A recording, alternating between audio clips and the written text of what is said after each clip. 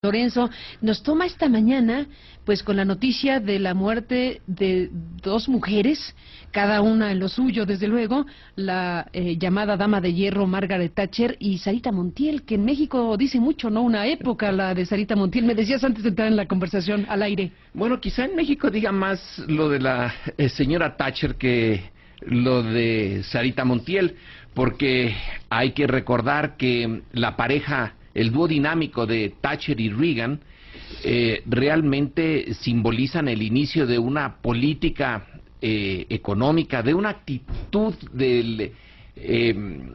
hacia el Estado y hacia el mercado y la economía, de eso que llamamos neoliberalismo, y que nos va a conducir, bueno, a donde estamos ahora, y a lo mejor quizá ahora estemos empezando a salir de eso. Marcó época, sin duda. Marcó época por una decisión muy, resumiéndolo, clave. Fue señalar que el Estado ya no podía seguir recibiendo el tipo de demandas, que estaba siendo rebasado por las demandas de la sociedad, demandas en educación, en salud, en vivienda, etcétera.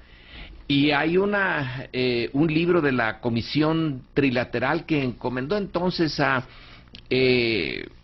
Samuel Huntington, a un europeo y a un japonés, para señalar que era indispensable cambiar el modelo en el que estaba fincado el mundo occidental después de la Segunda Guerra Mundial, y que era en buena medida lo que había hecho el New Deal de Roosevelt. Bueno, eso se acabó y había que empezar a darle la vuelta para que fuera la propia sociedad y el mercado quien se encargara de pues darle respuesta a esto. Demanda en educación, bueno, pues la educación privada, demanda de salud, pues hacer las cosas para que fuera el sector privado y no un Estado que era obeso, malo, etcétera. Así que la señora Thatcher tiene una importancia enorme para todos nosotros. Una ola de privatizaciones que marcó América Latina en toda esa década, bueno, todo eso, sí, de los 90 para acá, fundamentalmente, que marcó esa manera de entender el ejercicio de gobierno y de la economía, pues gobiernos en la región que eran cortados con la misma tijera. Hoy, en el caso de América Latina, tenemos una diferenciación muy notable de lo que ha sido el ejercicio de gobierno en México, incluyendo el actual gobierno, y lo que han sido los perfiles políticos, las elecciones de la ciudadanía hacia otros derroteros. América Latina le dio la vuelta de 180 grados precisamente a esa dinámica o a esa manera de entender la economía. América Latina con unas excepciones. México, Colombia, son dos de esas excepciones. El resto, sí, más o menos le fue dando la vuelta al timón, algunos más, otros menos. Todavía estamos en el proceso estamos en la tensión, a la vuelta. Sí. Y México no, México se siguió, sobre todo Salinas, ¿no? Que es digamos, es el alumno más avanzado de Thatcher y de Reagan, y que nos metió en éramos más thatcheristas que Thatcher. Sergio, buenos días. Buenos días. Bienvenido, Sergio. Bueno, buenos pues días. Estamos con estas noticias. ¿Qué te dice, Sergio, a ti la muerte? Bueno, si tienes algo que comentar como Lorenzo, de Sarita Montiel, desde luego también es noticia, pero del significado que tiene, por supuesto, para Gran Bretaña, pero para el mundo, por todo lo que implicó aquel perfil tan de hierro, ¿no? Para varios temas, uno de ellos el económico. La muerte de Margaret Thatcher nos remueve entrañas de los últimos años en el mundo. Sí, mira, además de lo comentado por Lorenzo, recordar que ambas mujeres representan dos corrientes culturales que influyeron profundamente en México de diferente manera, porque Sarita Montiel era un rompimiento con la rígido conservadurismo franquista, porque incluso rechazaron en un primer momento el script, el guión de El último cuplé, por considerar que una madre española católica no podía empujar a su hija a que se dedicara a cantar cuplés en los teatros de comedia. Pues nos puede sonar ridículo después de tantas décadas, pero ese conservadurismo que aún se adivina en la película, porque es extremadamente cursi, extremadamente conservadora, muy propia de unas costumbres que están desapareciendo ciertamente en España, pero también en México. Conectaba muy bien con México, porque México era extraordinariamente conservador en lo cultural por aquellos años. En ese sentido, el último cuplé es de 1957, es decir, de un momento en el cual Almon y Verba hicieron la primera encuesta en México sobre la cultura cívica, la hicieron en el 59, y en donde se ve claramente que éramos un país, nuestros padres, nuestros abuelos, que respetaban auténticamente al señor presidente y que estaban satisfechos con esa figura paternalista que decidía por nosotros. Bueno, pues ese México se acabó, y en ese sentido Sarita Montiel, la muerte de Sarita Montiel ahora pues nos recuerda que ese conservadurismo acabó. Y la muerte de Thatcher, ya lo mencionó Lorenzo, pero también en el ámbito de las ideas de Thatcher y de Reagan venían de una corriente académica conservadora que se encarna en los llamados tecnócratas. Y Carlos Salinas, totalmente de acuerdo con Lorenzo, encarnó mejor que nadie a ese grupo técnico que iba a crear un grupo compacto que, bueno, de hecho Carlos Salinas crea un grupo compacto que transforma la vida mexicana al abrir el país al mundo y privatizar, eso sí, con un exceso de corrupción, a las empresas estatales mexicanas.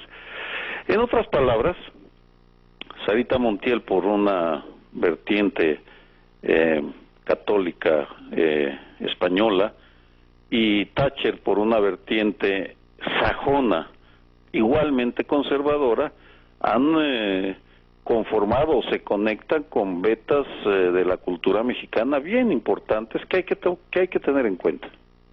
Que hay que tener en cuenta. Denise, bueno, nuevamente bienvenida. Pues sí, dos fallecimientos, cada uno a su manera tienen cosas importantes sin duda para México.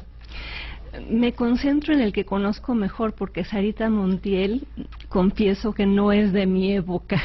Ahí se demostró claramente las respectivas edades, ciertamente. Pero bueno, dejemos el tema del análisis en generacionales. Pero en cuanto a Margaret Thatcher, yo sí viví intelectualmente como estudiante de doctorado el cambio de paradigma. Porque por lo menos hasta los 80s el paradigma intelectual predominante en el mundo era la industrialización basada en la sustitución de importaciones, con un Estado omnipresente, intervencionista, protector, y de pronto Reagan y Thatcher llegan con una mentalidad absolutamente distinta sobre el papel del Estado. Al Estado hay que retirarlo de la actividad económica, hay que deshacer a los sindicatos, hay que inyectar las fuerzas del mercado en los principales ámbitos de la vida económica, hay que desregular. O sea, con ellos llega el llamado neoliberalismo. ¿Y por qué se dice neoliberalismo? Porque retoman algunas de las ideas clásicas de economistas como Adam Smith y nociones como la mano invisible y la división internacional del trabajo, pero al mismo tiempo son neoliberales en cuanto a que sí piensan que el Estado debe jugar cierto papel no son economistas clásicos en todo el sentido de la palabra.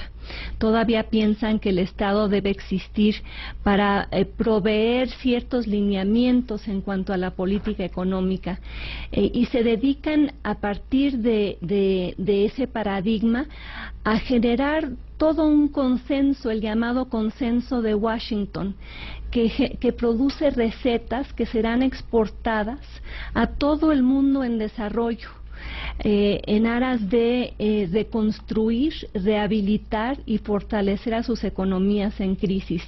De hecho, yo creo que México es uno de los primeros lugares en donde se instrumentan las políticas del neoliberalismo después de la crisis de 1982, la famosa crisis de la deuda, cuando llegan aquí el Fondo Monetario Internacional, el Banco Mundial, ya con una serie de preceptos que quieren obligar al gobierno de México a seguir, incluyendo la privatización de la banca, la privatización de Fundidora Monterrey, la privatización de Teléfonos de México, la desregulación, el libre comercio, y son recetas que muchos países en desarrollo, Rusia, Malasia, Indonesia, van a seguir al pie de la letra, y con resultados más bien mixtos. Yo creo que en la última década hemos visto, a partir de los movimientos en contra de Wall Street, la crisis financiera estadounidense, un rechazo a muchos de los efectos del neoliberalismo y a muchos de los excesos que trajo consigo, particularmente esta idea de privatizar a ultranza sin tener esquemas regulatorios fuertes, resueltos, y que eso ha llevado a pues el fortalecimiento del capitalismo de cuates, a ese capitalismo de oligarcas que se apropiaron de los recursos naturales y de las concesiones de bienes públicos en países como México, como Rusia, y eso ha llevado a una extraordinaria concentración de la riqueza y a una subyugación de la política económica nacional a los imperativos de organismos internacionales, no siempre enterados de las particularidades de los casos regionales a los cuales buscaban asesorar. Sin duda, Denise, pues estamos, como bien dijiste al principio, en la revisión del papel de Margaret Thatcher en el cambio de paradigma y las implicaciones que tuvo o ha tenido para millones de personas en el mundo, precisamente ese cambio de paradigma que has explicado muy ampliamente y muy bien esta mañana, para hablar de un personaje como el que hoy murió.